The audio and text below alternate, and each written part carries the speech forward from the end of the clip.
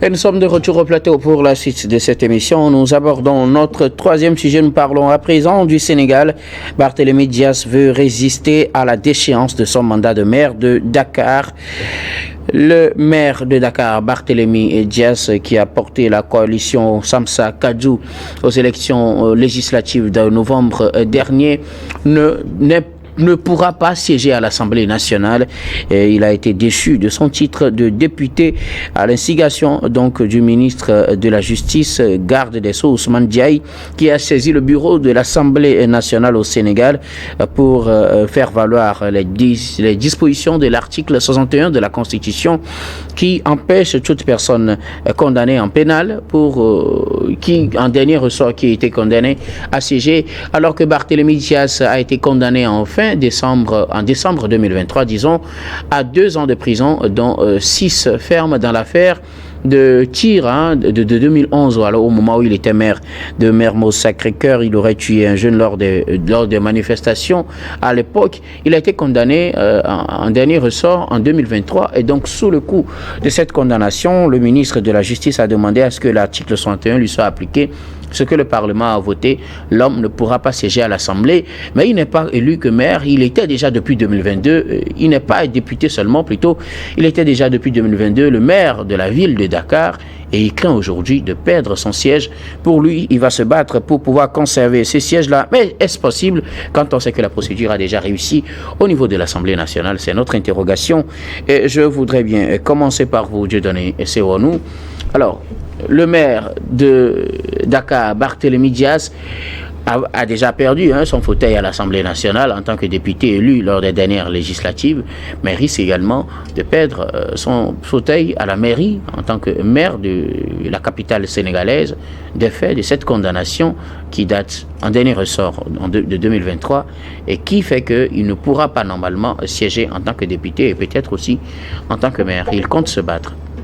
Non, mais vous savez, c'est là aussi la politique africaine, ce qui est un peu dommage. Certaines fois, on se pose la question, qu'est-ce qu'on apprend aux étudiants dans l'exercice du droit et qu'est-ce qui est appliqué sur le terrain? Quelqu'un qui ne devrait pas siéger, ou alors qui ne doit pas siéger, à qui on autorise le dossier d'aller en campagne et d'aller aux élections jusqu'à engranger des sièges aux élections législatives. Maintenant, c'est pour siéger que le problème se pose. Et ça, c'est le ministre de la Justice qui s'est saisi maintenant du dossier. Est-ce qu'entre-temps, on avait oublié cette réalité pour lui permettre, ou alors pour valider, et que la Cour constitutionnelle valide son dossier pour même aller aux élections? Je me pose la question. Alors, vous n'êtes pas sans savoir que entre ce maire et les gouvernants actuels, ou alors les autorités actuelles, faisaient un peu de fumée. Ils étaient des amis d'hier, mais aujourd'hui, presque des rivaux, compte tenu des intérêts qui ont changé de camp.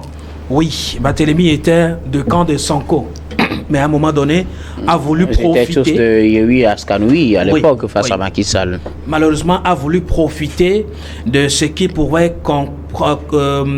comprendre par la faiblesse de Sonko et Diomaye Faye, ou de Pastef en quelque sorte, pour oser lui-même sortir aussi, embrasser la carrière et se faire sa propre vie, son propre nom, sa propre casquette. Malheureusement, ça n'a pas trop marché pour lui. La nature... Vous voulez parler de la déclaration de sa candidature lors de la présidentielle, après avoir quitté Yewwi Askan-Wi? Bien évidemment, pendant que Sonko et autres étaient empêchés de présenter... Voilà, et non éligibles aux élections. Lui, il est sorti tranquillement de ce regroupement pour alors annoncer sa candidature. Et là, c'est par là que le clivage a commencé avec le camp Sonko et Diomaye Faye. Aujourd'hui, oui, on ne le dit pas assez distinctement, mais quelque part, il y a une anguille sous roche qui ne dit pas son nom. Mais depuis ce temps, vous savez que l'attente n'est plus vraiment cela. Cela voudrait dire, n'est pas ami tout le monde qui va avec toi. dans les tempêtes, il y a certains amis qui vont se déclarer vraiment leur véritable image. Et c'est ce qui s'est passé avec Sonko dans les situations de condamnation. Et lui, il a choisi de prendre sa route. Il ne s'attendait pas à ce que les Sonko, les Diomaye Faye, aujourd'hui deviennent plutôt les faiseurs de loi du Sénégal. Aujourd'hui, il est rattrapé peut-être par son passé. Et maintenant, les institutions sont en train de jouer leur rôle légalien. Malheureusement, est-ce qu'elles sont en train de le jouer en bien? On se pose la question et c'est là même je pose le débat selon lequel pourquoi avoir laissé ce maire aller aux élections législatives, faire des campagnes et même gagner des sièges, mais aujourd'hui que siéger à l'Assemblée nationale pose un problème et on évoque un bon article de la Constitution. Maintenant, il pense que à la lui vont les choses.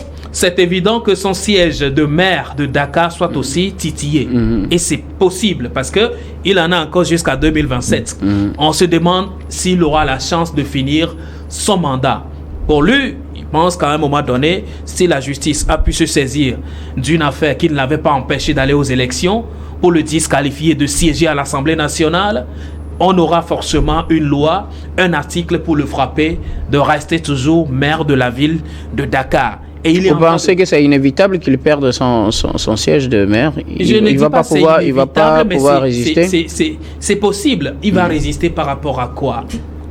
Il va résister par rapport à qui? Qui sont ceux-là qui ont le pouvoir aujourd'hui?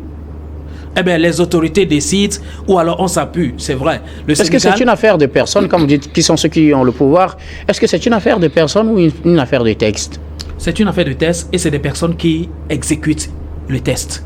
C'est des personnes qui interprètent les tests. C'est les personnes qui font parler les tests. De par le passé, des gens ont su ne pas faire parler les tests. Il est allé aux élections. Aujourd'hui, c'est des personnes qui sont revenues pour s'appuyer sur les tests pour dire au nom de cet article-là, au nom de ces écritures-là, vous n'êtes pas qualifié, vous ne pourrez pas siéger bien que vous ayez participé à ces élections. Alors que de par le passé, les tests pouvaient aussi lui empêcher la participation à ces élections-là. Et pourtant, il avait la latitude d'y aller et il y est allé. Il a fait ce qu'il pouvait faire. Les incidents, on les avait notés également. Aujourd'hui, il a gagné ce qu'il pouvait gagner. Sauf que il ne peut pas siéger à l'Assemblée nationale. C'est toujours les tests, c'est toujours les personnes. Donc, les tests évoluent en fonction des personnes qui les expliquent ou alors qui les interprètent. Ça, c'est évident. Alors, sa crainte sur l'électrification de son fauteuil de maire de Kara s'avère... De Dakar. De Dakar, j'allais dire Dakar, excusez-moi, j'aime bien mon pays. Alors, s'avère fondé, sauf que je me demande avec quoi il pense résister. Quand on parle de la résistance, on va résister par rapport à quoi? Aujourd'hui, le Sénégal est un pays avec des institutions, quoi qu'on dise, fortes et qui ne donnent pas la force à un individu. Maintenant, si un homme... une autorité communale se dit pouvoir résister contre l'institution pour faire asseoir sa légitimité, je me pose la question sur quoi il va se baser ou alors il aura une autre interprétation des tests pour se faire justice. Attendons de voir. Mais c'est vrai, sa crainte est fondée par rapport à ce qui vient de se passer à l'Assemblée. Le coup est réussi là-bas. Qu'est-ce qui prouve que cela ne peut pas être réussi au niveau de la commune également? En tout cas, on s'interroge toujours. Barthélémy Diaz, lui, compte se battre pour pouvoir conserver au moins son fauteuil de maire qu'il occupe depuis 2022. Il est condamné un dernier ressort en 2023, décembre. Et donc, depuis là, normalement, selon l'article 61 évoqué par le ministre de la Justice, il ne pourrait pas siéger à l'Assemblée nationale. L'Assemblée nationale a voté donc la déchéance de son titre de député. En ligne de mire maintenant, son titre de maire de Dakar. Il veut le protéger, mais serait-ce possible pour Barthélémy Diaz de conserver ce titre de maire de Dakar? C'est la grande interrogation, Firmin. Ça lui sera difficile pour vous répondre tout d'abord. Mais moi, je voudrais faire observer deux choses. La première chose, quand les gens disent que lui et Sonko étaient amis, moi, je m'inscris en faux. Ils n'étaient pas amis. Sonko avait sorti ou avait fait émerger une ingénieuse idée. Empêcher la candidature de Macky Sall. Donc des gens ont trouvé l'idée intéressante, ils se sont dit d'accord, on s'associe à Sonko, on forme une coalition et on empêche Macky Sall de se positionner pour la présidentielle 2024. Donc ils n'étaient pas amis au fait. n'étaient pas amis. Donc, ils se sont regroupés, la coalition, ça a marché, et l'ambition a été bien assouvie, et Macky Sall, on l'a empêché. C'est fini. Ça veut dire qu'en réalité, Sonko voulait être président, Barthélémy Diaz voulait être président. Donc, en réalité, les deux avaient tous l'ambition de devenir chef de l'État du Sénégal. On a empêché Macky Sall, alors chacun regarde son état-major et on lutte pour être président. C'est pour cela qu'il a déclaré sa candidature. C'est ça en fait. Donc, en fait, c'était des opposants, mais qui s'étaient mis autour d'une idée ingénieuse, empêcher la candidature de Macky Sall. Donc, ils n'étaient pas amis. Ce n'était pas une question d'amitié. Alors, aujourd'hui, l'un a réussi à devenir ou à avoir le pouvoir. C'est-à-dire le camp Sonko a réussi à avoir le pouvoir. Alors, naturellement, Barthélémy Diaz, c'est l'opposant à Ousmane Sonko. Et Sonko, en politique, a tout le droit de combattre Barthélémy Diaz, et c'est ce que Sonko fait de la façon la plus impressionnante. Mais c'est pas Sonko qui a demandé la déchéance de son titre, c'est le ministre de la Justice. Oui, le ministre de la Justice, c'est qui? Son patron, c'est qui? C'est le chef du gouvernement. Okay. C'est le chef du gouvernement, c'est le gouvernement Sonko. C'est le gouvernement Sonko qui a demandé à ce qu'il soit déchu de son poste de député. Donc Sonko est en train de combattre son opposant en toute légitimité. Il se sert des instruments de l'État pour le combattre. Le Sonko aujourd'hui, mais c'est la deuxième chose que je développe. Il a le pouvoir, il fait exactement ce que Macky Sall aussi faisait. Il a le pouvoir exécutif, il a le pouvoir exécutif, donc il peut se servir du ministre de la Justice, il est le patron du ministre de la Justice. La deuxième chose, il a le pouvoir législatif, il se sert du ministre de la Justice pour gérer l'Assemblée nationale. Donc Sonko est en train d'user de ses prérogatives. Il fait son abus de pouvoir quand les gens disent qu'il y a séparation de pouvoir. Moi je ne pense pas, parce qu'aujourd'hui c'est le PASTEF qui a la majorité à l'Assemblée nationale, donc le PASTEF peut se permettre de faire tout ce qu'il veut. En réalité, ils ont peut-être une partie de la justice, mais ils n'ont pas toute la justice. Quand tu donnais, on nous disait tout à l'heure qu'en réalité, le Conseil constitutionnel devrait empêcher sa candidature, ou devrait dire non à sa candidature. Oui, en réalité, parce que ce sont des sages. Les Sonko n'ont pas encore réussi à mettre la main sur le Conseil constitutionnel. Il aurait réussi, donc il aurait manipulé le Conseil pour qu'on l'empêche de se positionner. Pour le moment, le Conseil constitutionnel, comme ce sont des sages, comme Macky Sall n'a pas réussi fondamentalement à les maîtriser non plus, c'est la même chose qui arrive aussi au camp Sonko. Pour le moment, ils n'arrivent pas à maîtriser le Conseil constitutionnel, les sages de ce Conseil. Mais ils ont la même mise sur l'exécutif et sur le législatif, et sur une partie de la justice. Parce que l'autre partie de la justice, c'est le Conseil constitutionnel qui n'arrive pas à maîtriser. Donc, en gros, ce qui est en train de se passer, c'est extraordinaire.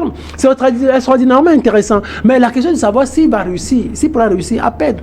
Regardez, le Sonko s'est saisi ou a géré la situation avec le ministère de la Justice, son ministre de la Justice. Il peut encore se servir de son ministre de l'administration territoriale pour gérer cette situation, pour dire en réalité, la Constitution, en réalité, t'interdit d'être maire, donc tu dois démissionner de ton poste de maire. Qu'est-ce qu'il va faire? Il ne pourrait rien faire pratiquement. Ou soit il va falloir peut-être que les sages interviennent. Mais la question est de savoir en réalité que pourquoi on l'a condamné à 2 ans. Parce qu'à l'époque, c'était une question de légitime défense. C'était une question de légitime défense. Donc en réalité, on ne devait pas lui reprocher grand chose. Il ne s'est pas levé du jaune, on devait pour sortir son PPA pour tirer sur les jaunes.